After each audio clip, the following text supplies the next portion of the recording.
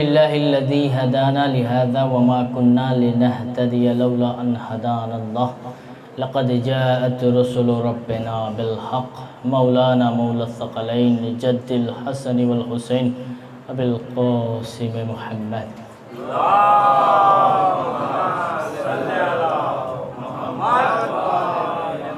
وأهل بيته الطيبين الطاهرين المعصومين المظلومين ولعنة الله على القوم الظالمين أما بعد فقد قال الله تبارك وتعالى في قرآن مجيد بسم الله الرحمن الرحيم الذي خلق الموت والحياة ليبلوكم أيكم أحسن عملا صلوات بر محمد وآل محمد.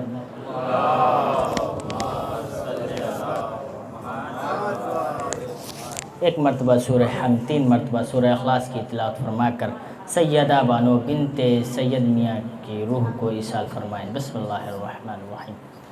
الحمدللہ رب العالمین الرحمن الرحیم مالک یوم الدین ایاک نعبد و ایاک نستعین اہدنا الصراط المستقیم صراط الذین انعمت علیہم غیر المغضوب علیہم ولا الضالین. بسم اللہ الرحمن الرحیم. قل هو اللہ احد اللہ الصمد لم یلد ولم یولد ولم یکن له کفوا احد. بسم اللہ الرحمن الرحیم. قل هو اللہ احد اللہ الصمد لم یلد ولم یولد ولم یکن له کفوا احد. بسم اللہ الرحمن الرحیم. قل هو اللہ احد اللہ الصمد لم یلد ولم یولد ولم یکن له کفوا احد. اللهم صل على محمد وعلى محمد. اللهم صل على محمد وعلى محمد. اللهم صل على محمد وعلى محمد. سیدہ بانو بنت سید روح کو ایصال. صلوات بر محمد وآل محمد.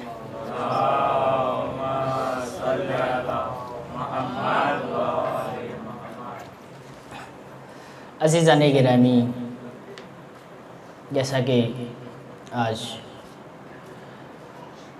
سیدہ بانو بنت سید میاں کی سوم کی مجلس ہے، بالخصوص ان کے حوالے سے مجلس کا انعقاد اور ان کے جتنے بھی بیٹے ہیں اور جتنے بھی پوتے ہیں اور جتنے بھتیجے ہیں، جتنے بھی اقربا ہیں، رشتہ دار ہیں، دوستان ہیں، میں ان سبھی کو تعزیت پیش کرنا چاہتا ہوں.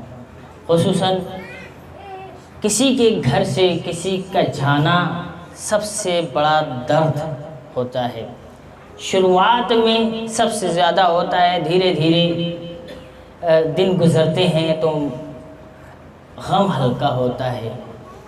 لیکن ایک بات سوچ کر کے اپنے غم کو ہلکا کر لینا چاہیے کہ بی بی سیدہ سے زیادہ غم کسی کا نہیں ہے. جب بھی نام سیدہ آتا ہے تو دل اور روح کانپ جاتی ہے. کیوں کہ بی بی سیدہ کی پسلیاں ٹوٹی تھی. ایک پسلیاں نہیں بلکہ 4 پسلیاں ٹوٹی تھی. اب میں کل انشاءاللہ اس کے حوالے سے وضاحت کے ساتھ بیان کروں گا کیونکہ وقت زیادہ ہو گیا ہے. عزیزان گرامی، اللہ تعالیٰ قرآن مجید میں ارشاد فرما رہا ہے کہ الذی خلق الموت والحیات لیبلوکم ایکم احسن عملا. اللہ تعالیٰ قرآن مجید میں ارشاد فرما رہا ہے کہ الذی خلق الموت والحیات، جو کہ موت و حیات کو ہم نے پیدا کیا ہے، لیبلوکم ایکم احسن عملا، تاکہ میں تم میں سے جانوں کہ تم میں سے سب سے زیادہ حسن اخلاق کا مالک کون ہے، اچھا کردار کا مالک کون ہے. بہتر انسان جو بننا چاہتا ہے وہ سب سے پہلے کون انسان بننا چاہتا ہے.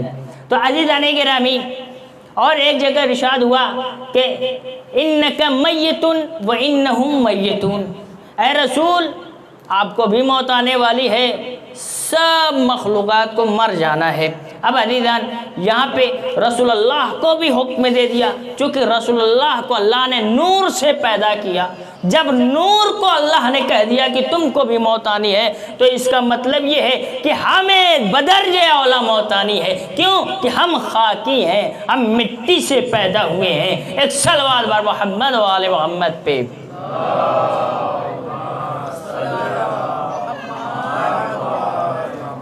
غور کیجئے عزیزان گرامی، بس اپنے موضوع کو جلدی سے اختتام تک پہنچانا چاہتا ہوں کہ عزیزان، ایک روایت میں ہے کہ جب انسان کی روح نکالنے کے لیے ملک الموت آتا ہے تو سب سے پہلے جو روح نکلتی ہے وہ پیر سے، دھیرے دھیرے پھر گھٹنے میں آتی ہے، پھر ران میں آتی ہے، ران سے کمر میں آتی ہے، کمر سے آتے آتے سینے تک آتی ہے، پھر سینے سے آتے آتے گردن تک، اس کو بولتے ہیں حالت نزاع۔ جب گردن تک اٹک جاتی ہے تو حالت نزاع کی حالت میں ہو جاتا ہے۔ غور کیجیے عزیزان گرامی، روح نہیں نکلتی ہے۔ جب عزیزان کوئی مومن کا انتقال ہوتا ہے یا کوئی مومن خواتین اس دنیا سے جاتی ہے تو جیسے ہی حالت نزاع کی حالت میں وہ مومنہ عورت یا مومن مرد ہوتا ہے تو ادھر سے جناب امیر المومنین علیہ السلام اس کے سرانے آتے ہیں اور ادھر سے جناب رسول اللہ صلی اللہ علیہ وآلہ وسلم اس کے سرانے بیٹھ جاتے ہیں۔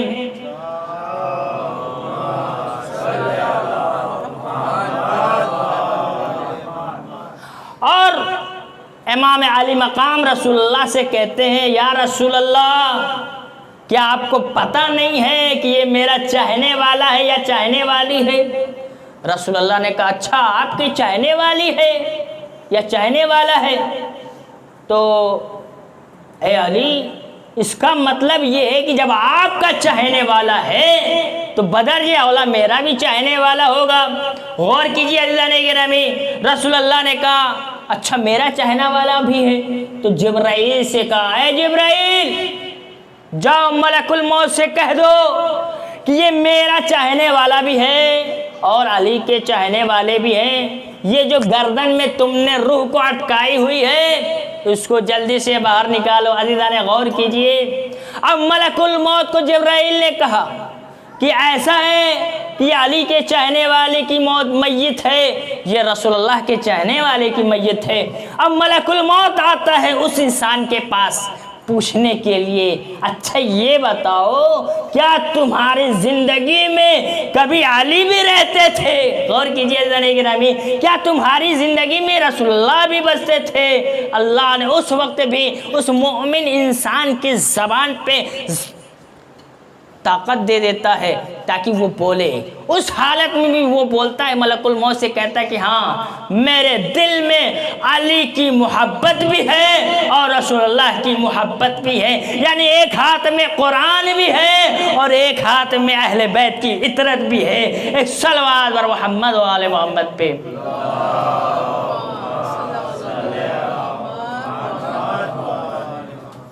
غور کیجئے عزیزان گرامی، پھر اس کے بعد ملک الموت جلدی سے اس کی روح کو اس طرح نکال دیتا ہے جس طرح گلاب سے خوشبو نکلتی ہے۔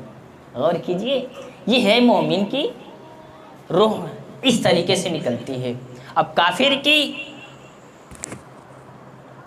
وہی اٹکی ہوئی ہوتی ہے، گھنٹوں تک تڑپتا ہے، جب تک اتنا تڑپ نہ لے، اس کو احساس نہ ہو جائے کہ میں باطل پر تھا، تب تک اس کی جان نہیں نکلتی۔ غور کیجیے عزیزان گرامی، اب آئیے اس کے بعد، اب آئیے قبر میں، جب میت کو ہم لٹا دیتے ہیں قبر میں، اس کے بعد مومن کی کیا حالت ہوتی ہے اور کافر کی کیا حالت ہوتی ہے؟ جب مشرک، منافق، اہل بیت سے بغض رکھنے والا جب میت کو لٹایا جاتا ہے، قبر میں اتارا جاتا ہے، مٹی دے دی جاتی ہے، تو اس کے بعد جیسے ہی کافر مرتا ہے تو اس کے قبر میں آگ بھر دی جاتی ہے۔ کیوں؟ نہ تو اس کی زندگی میں کوئی نماز ہوتی ہے، نہ اس کی زندگی میں کوئی روزہ ہوتا ہے، نہ اس کی زندگی میں کوئی حج، نہ اس کی زندگی میں کوئی توحید، نہ اس کی زندگی میں کوئی رسالت، یعنی دین کے ارکان کوئی بھی نہیں۔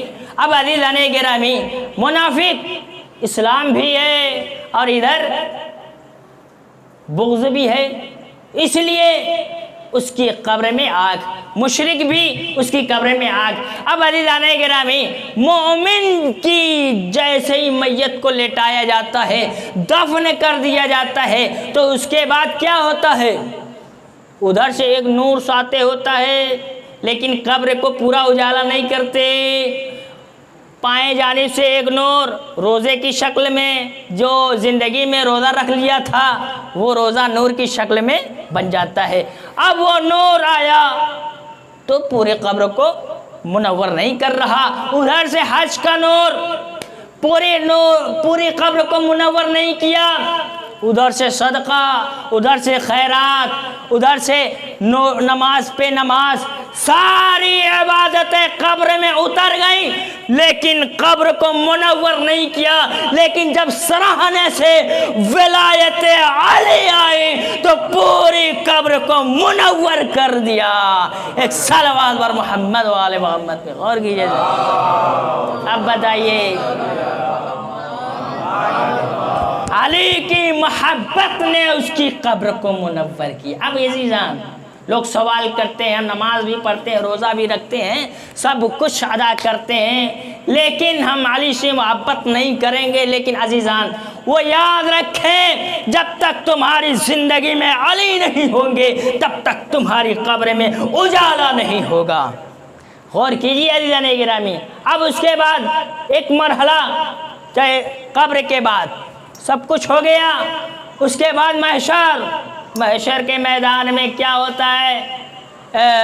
آیا ہے نا کہ قرآن میں کہ سارے مسلمانوں کو بھی، کافروں کو بھی، سب کو اللہ ان کے امام کے ساتھ اٹھائے گا، جن کی وہ پیروی کرتے ہیں، جن کو انہوں نے اپنے زمانے میں امام بنایا تھا۔ اب عزیزان گرامی، روایت میں لکھا 4 گروہ۔ ایک گروہ وہ ہوگا جو اپنے امام کے ساتھ آئے گا اور ان سے پوچھا جائے گا، بتائیے آپ کے گروہ نے کیا کیا؟ کہا کہ ہمارے گروہ نے نماز پڑھا، قرآن پڑھا۔ کہا اچھا، نماز پڑھا، قرآن پڑھا اور کچھ نہیں؟ کہا ہاں، ہمارا تعلق صرف نماز سے ہے اور اللہ سے ہے۔ کہا جاؤ جہنم میں۔ پھر کہا دوسرا گروہ آ جائیے۔ کہا کہ ہم صرف ایمان لاتے ہیں کہ اللہ ایک ہے اور کسی پہ ایمان نہیں لاتے، نہ رسول کو مانتے ہیں نہ علی کو مانتے ہیں، کسی چیز پہ نہیں۔ آپ جانتے ہیں وہ کون سا گروہ اس دنیا میں؟ کہا رسول بھی کچھ نہیں، بلکہ ہمارے بشر جیسے ہیں، جیسے ہم ہیں ویسے رسول ہیں۔ تو وہ گروہ امام کے ساتھ آیا، اللہ نے کہا کہ جاؤ تم بھی جہنم میں۔ غور کیجیے عزیزان گرامی، تیسرا آیا، وہ گروہ کیسا؟ وہ گروہ ایسا، کہا کہ ہم اہل بیت سے محبت رکھتے ہیں، ہم علی کے چاہنے والے ہیں اور ہمارا تعلق قرآن سے نہیں ہے، نماز سے نہیں ہے۔ یہ بھی ایک فرقہ ہے عزیزان گرامی تشیعوں کے اندر، جو صرف یہ کہتا ہے کہ ہم علی کی محبت اور اہل بیت کی محبت اور ماتم کریں گے، نہ نماز پڑھیں گے، نہ خمس دیں گے، نہ اللہ کو مانیں گے، بلکہ علی کو اللہ مانتے ہیں اور علی کو رب مانتے ہیں۔ وہ ایسے گروہ ہوں گے محشر کے درمیان، پھر اللہ کہے گا جاؤ تم بھی جہنم میں جاؤ۔ کیوں؟ پھر چوتھا گروہ آئے گا۔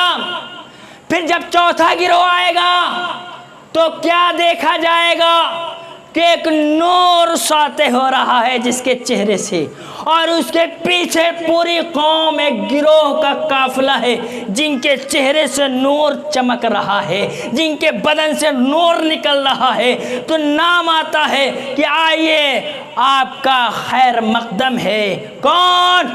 علی المرتضی ابن ابی طالب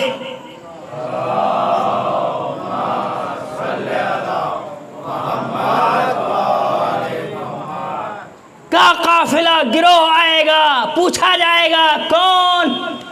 وہ علی ابن ابی طالب کے ماننے والے، جنہوں نے قرآن کے اوپر بھی عمل کیا، جنہوں نے عطرت رسول پہ بھی عمل کیا، جنہوں نے اللہ کے پیغامات کو بھی مانا، جنہوں نے اللہ کے نماز کو، روزہ کو، حج کو، زکوٰۃ کو، سب کو مانا، اس کے بعد بھی اہل بیت کی محبت کو بھی مانا، رسول اللہ کی محبت کو بھی مانا، بی بی زہرا کی محبت کو بھی مانا، یعنی قرآن اور عطرت کو دونوں کو ساتھ میں لے کر کے محشر میں آئے ہیں۔ پروردگار عالم نے کیا کہا کہ اے علی، اپنے شیعوں کو، اپنے گروہوں کو سب سے پہلے جنت کے دروازے پہ پہنچاؤ۔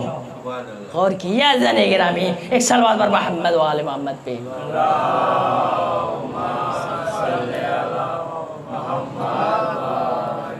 رسول اللہ نے کیا کہا تھا کہ ایک قرآن اور ایک اطرت اہل بیت، یہ دو چیزیں گراں قدر چھوڑے جا رہا ہوں، اس کو پکڑ کے رکھو گی کبھی گمراہ نہیں ہوگی۔ تو علی علیہ السلام کے ساتھ وہی ہوگا جو انہوں نے قرآن کو بھی پکڑا اور عطرت رسول کو بھی پکڑا۔ عزیزان گرامی 10 منٹ ہو گئے، اب آئیے کیا ہے آج اشارے ثواب کی مجلس ہے۔ غور کیجئے عزیزان گرامی، مرنا اتنا آسان بھی نہیں ہے جتنا آسان دکھتا ہے۔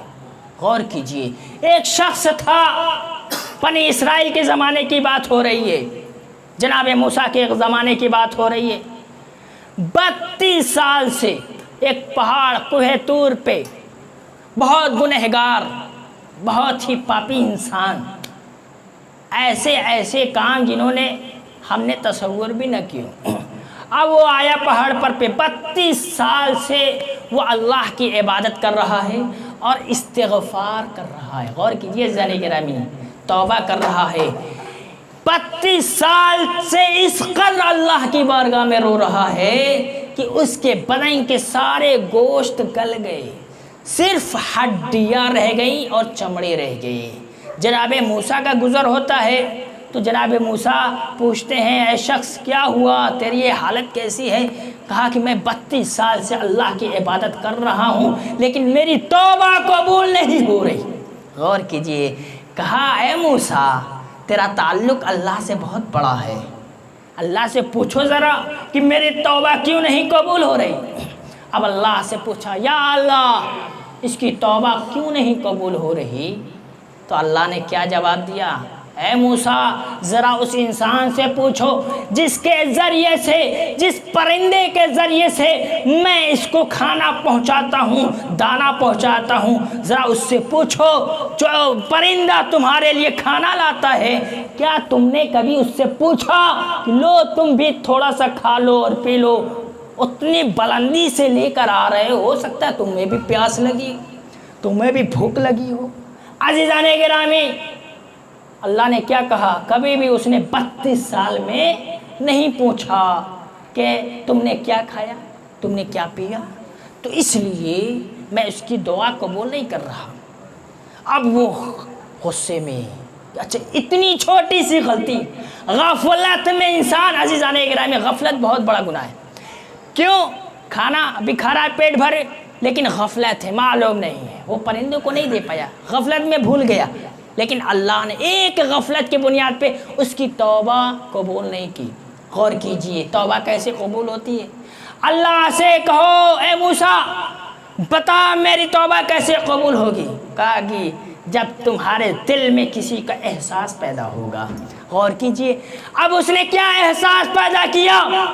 کہا اے پروردگار عالم تو نے جہنم پیدا کی، کہا اتنی بڑی جہنم، جتنی بڑی جہنم پیدا کی ہو میرا جسم بھی اتنا ہی بڑا بنا دے، میرا سر بھی اتنا ہی بڑا بنا دے، میرے پیر بھی اتنے ہی لمبے کر دے جتنی جہنم کی گہرائی ہے، تاکہ میرے علاوہ کوئی بھی جہنم میں نہ جا پائے۔ غور کیجئے کتنا بڑا جملہ ہے عزیزان، میرے علاوہ کوئی بھی جہنم میں نہ جا پائے۔ تو اللہ نے جب یہ اتنا بڑا جذبہ سنا، اتنا بڑا احساس سنا، تو اللہ نے پیغام پہنچا دیا اے موسیٰ جا اس سے کہہ دے کہ اللہ نے تمہاری توبہ قبول کر لی ہے۔ کیوں؟ کہ تم نے لوگوں کی محبت کو اپنے دل میں بسا لیا ہے، لوگوں کے احساسات کو اپنے دل میں بسا لیا ہے، اس لیے میں نے تمہاری دعا کو قبول کر لیا، تمہاری توبہ کو قبول کر لیا۔ ایک چھوٹی سی غفلت نے 32 سال کی محنت کو ضائع کر دیا اور ایک چھوٹی سی بیداری نے اس کو پوری جو ہے جہنم معاف کرا دیا۔ اور کیا عزیزان گرامی جہنم سے بچ گیا اتنی بڑی آگ سے۔ اس لیے کہا جاتا ہے کہ وقت ہو گیا، اس لیے کہا جاتا ہے کہ ہم اگر کھا رہے ہیں تو دوسروں کا بھی احساس کریں کہ آیا وہ بھوکا تو نہیں، میرے پڑوس میں رہنے والا بھوکا تو نہیں. اللہ یہی احساس دلانا چاہتے ہیں. اگر مرحومین کو اگر ثواب پہنچانا چاہتے ہیں تو آپ پیسے کے ذریعے سے غریب کی مدد کریں, جو محتاج ہے ان کی مدد کریں. اللہ اس سے بڑا ثواب اور استغفار کا سب سے بڑا راستہ ہے اللہ کی راہ میں خرچ کرنا, لوگوں کا احساس اپنے دلوں میں بسانا. بس عزیزان گرامی صلی اللہ علیہ محمد و آل محمد پہ.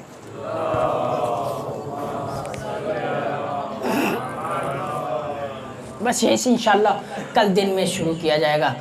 عزیزان آج ایصال ثواب ایسی خاتون جو کہ لوگوں کے درمیان بہت ہی مشہور مومنہ عورت. عزیزان سارے ایک دوسرے سے جڑے ہوئے ہیں, رشتہ دار ہیں, قریب ہیں, بہت بڑی فیملی ہے.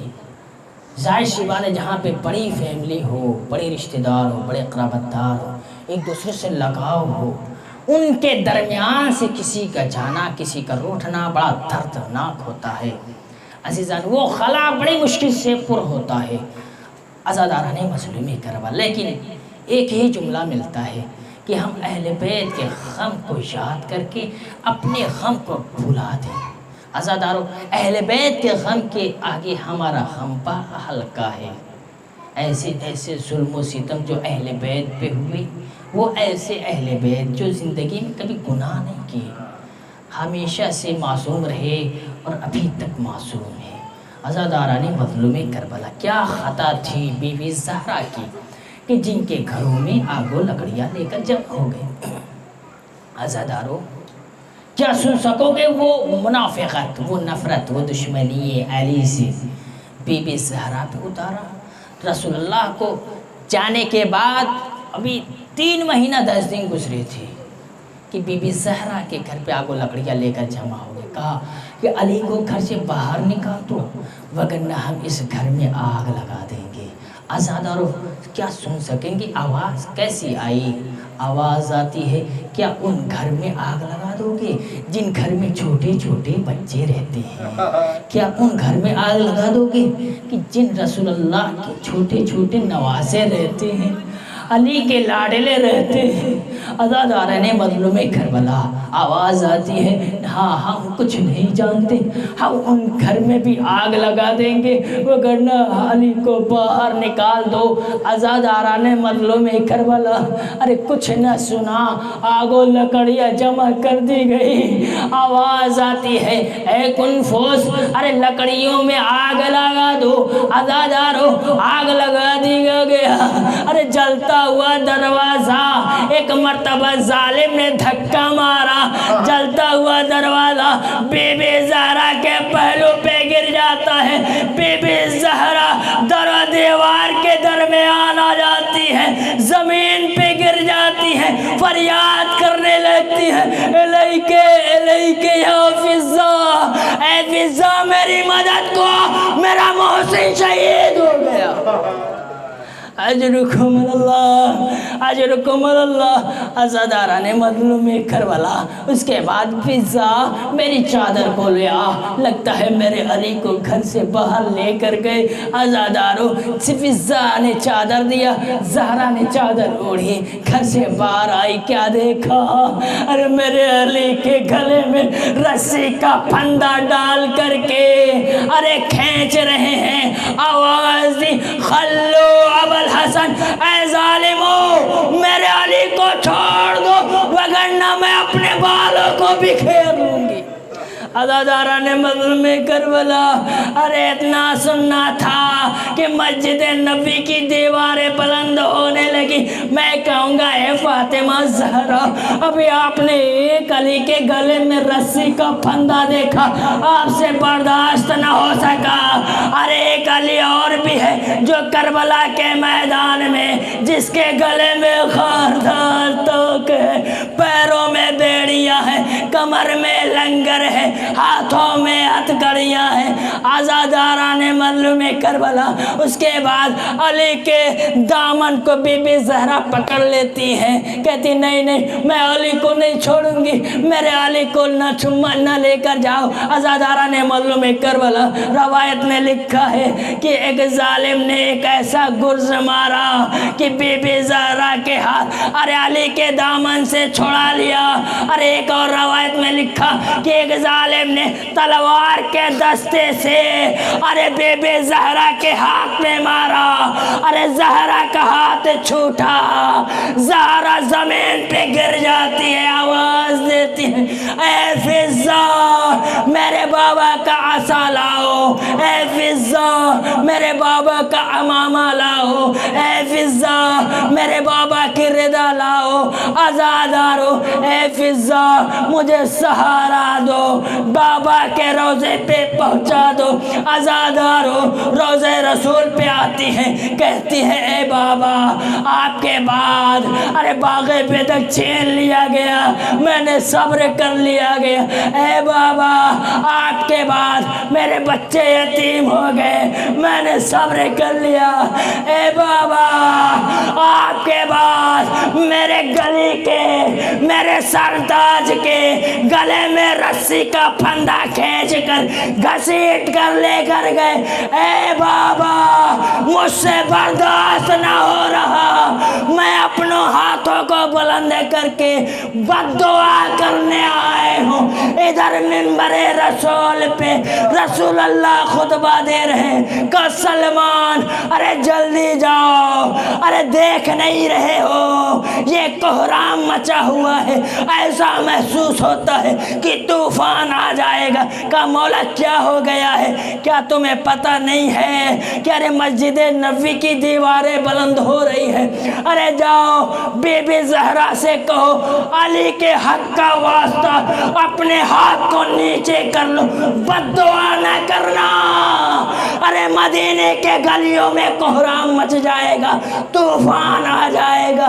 آزادارو سلمان آتے ہیں، کہا زہرا اپنے ہاتھوں کو نیچے کر لو، کہا کیوں میں آج بد دعا کر کے رہوں گی، اے زہرا علی نے کہا ہے کہ ارے بی بی زہرا سے کہنا علی کے حق کا واسطہ ارے اپنے ہاتھ کو نیچے کر لو، ارے مدینے میں طوفان آ جائے گا۔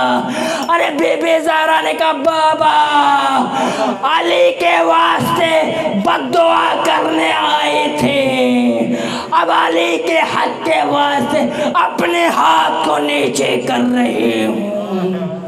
انا للہ و انا الیہ راجعون، رضا بقضائہ و تسلیما لامرہ۔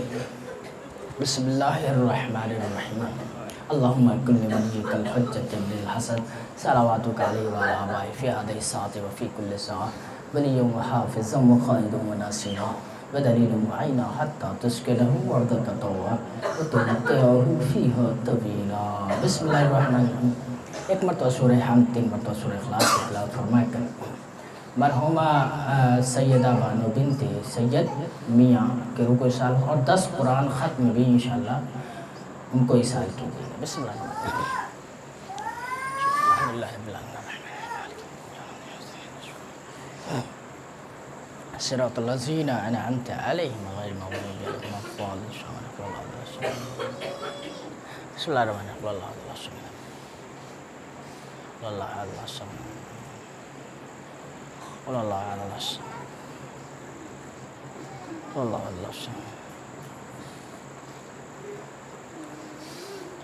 اللہ اللہ